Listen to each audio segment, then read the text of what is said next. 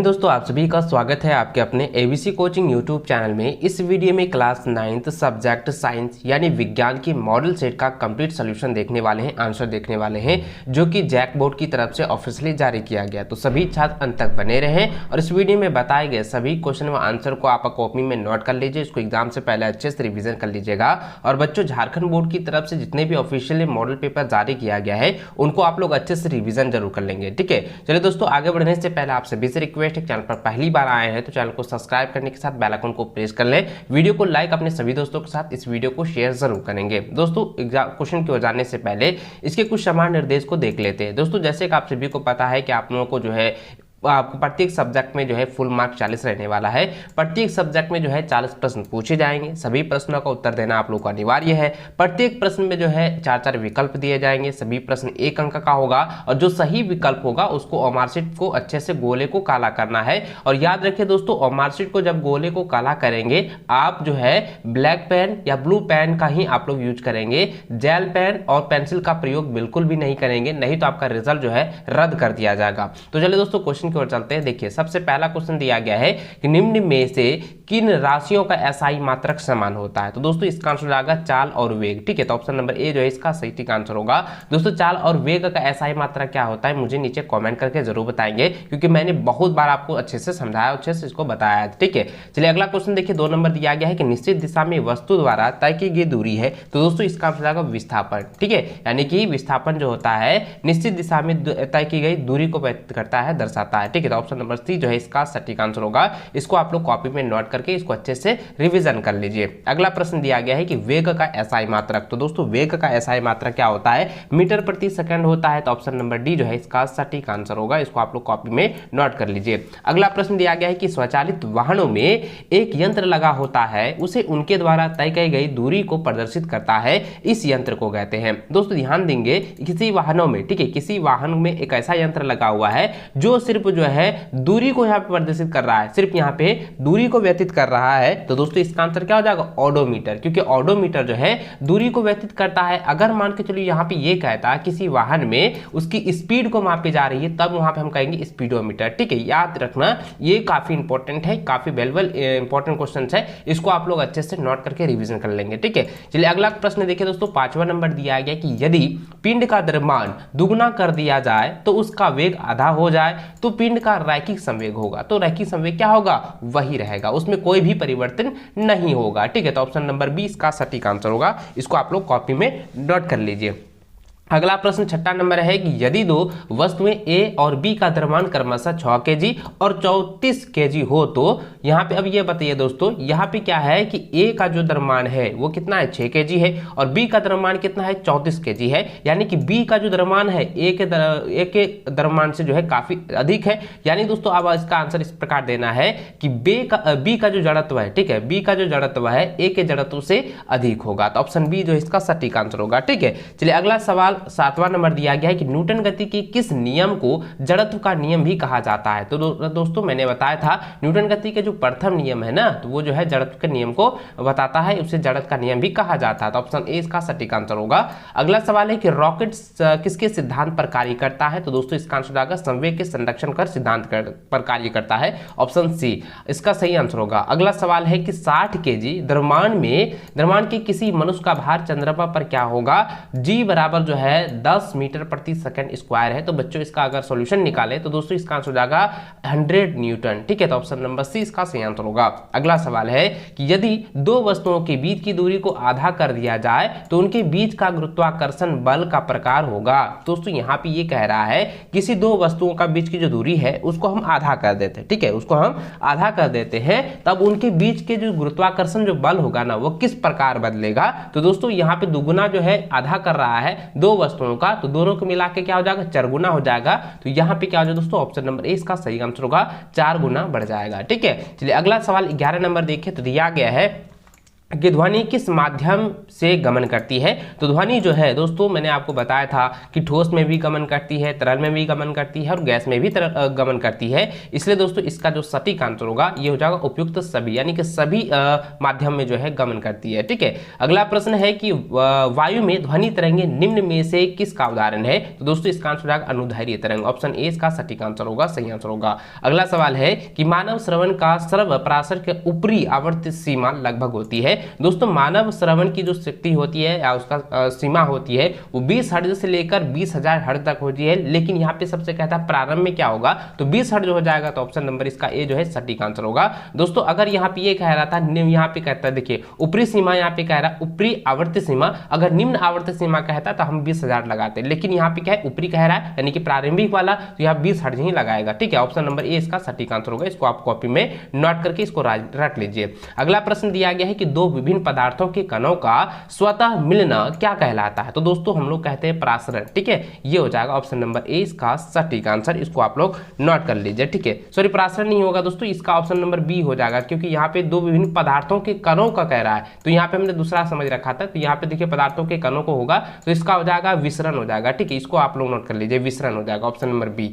अगला प्रश्न 15 नंबर है कि बर्फ का गलनांक कितना होता है। तो बर्फ का जो गलनांक होता है ना वो 273.16 केल्विन होता है। तो ऑप्शन नंबर सी इसका सही आंसर होगा।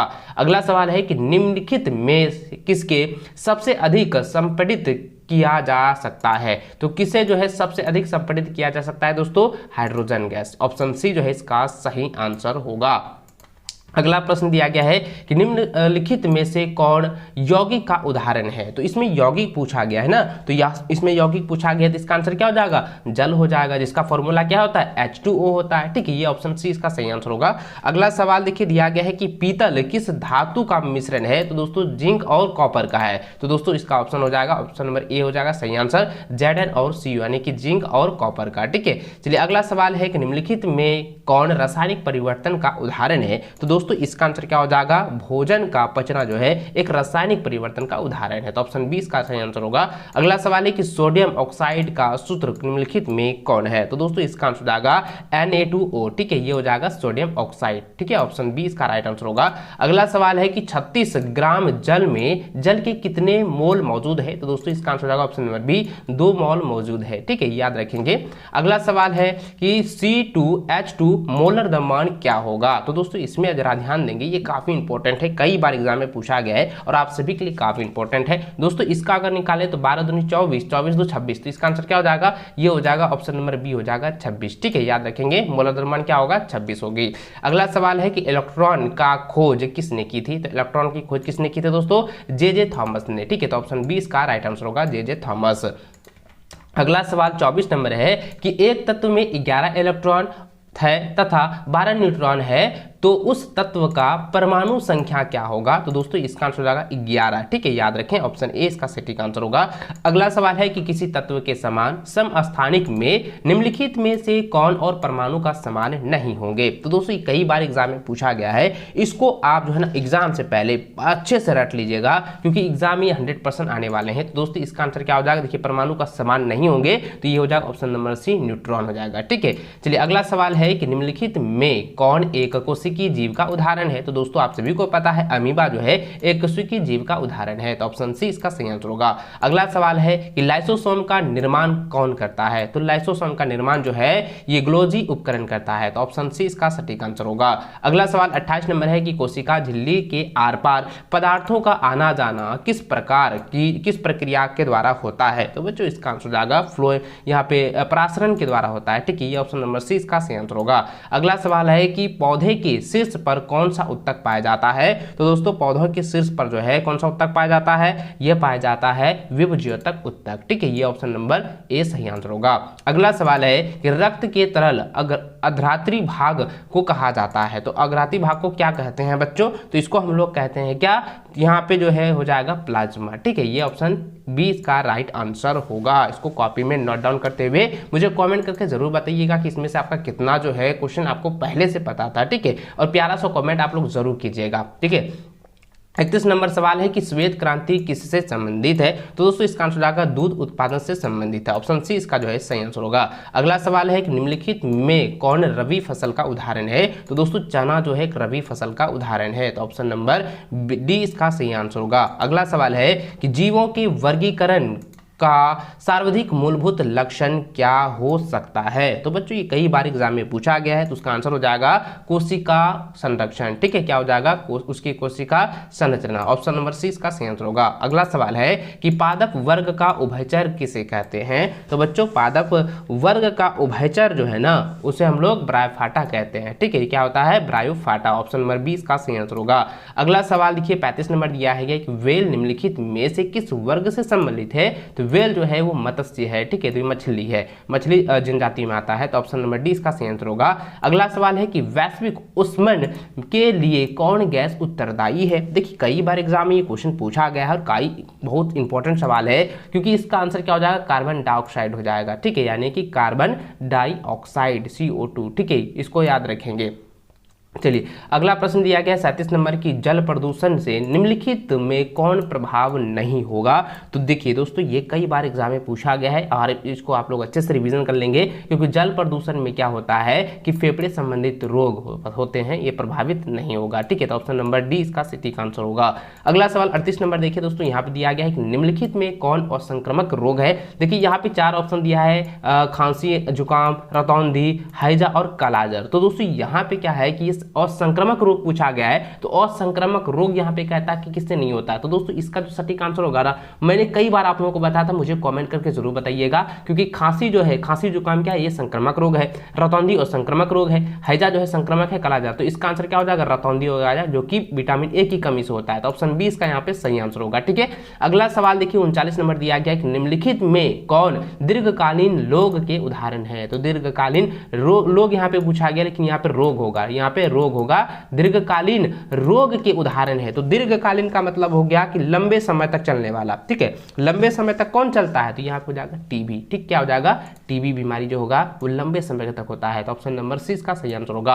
अगला सवाल 40 नंबर है कि जीवाणु निम्नलिखित में कौन वर्ग में आते हैं? तो जीवाणु जो है किस वर्ग में आते हैं दोस्तों? मनेरा। ठीक है, क्या होता है? मनेरा वर्ग में आते हैं, तो ऑप्शन नंबर बी इसका सटीक आंसर होगा। दोस्तों इस वीडियो में आप लोगों के साइंस के जो है 40 में से 40 का जो है ऑब्जेक्टिव क्वेश्चन का जो है पूरा का पूरा मैं एक सटीक आंसर बताया हूं। इसको आप लोग कॉपी में नोट कर लीजिए और एग्जाम से पहले इसको 100% जो है रिवीजन कर लीजिएगा, क्योंकि इसमें से कई सारे क्वेश्चन डायरेक्ट बोर्ड एग्जाम में पूछे जा सकते हैं। और बच्चों आपने अभी तक वीडियो को लाइक नहीं किए हैं तो वीडियो को लाइक अपने सभी दोस्तों के साथ शेयर करें। चैनल पर पहली बार आए चैनल को सब्सक्राइब कर लें, ताकि आगे भी इसी प्रकार की वीडियो आप लोग को मिल सके। मिलते हैं नेक्स्ट टाइम। इस वीडियो को अंत तक देखने के लिए बहुत बहुत धन्यवाद। जय हिंद, वंदे मातरम।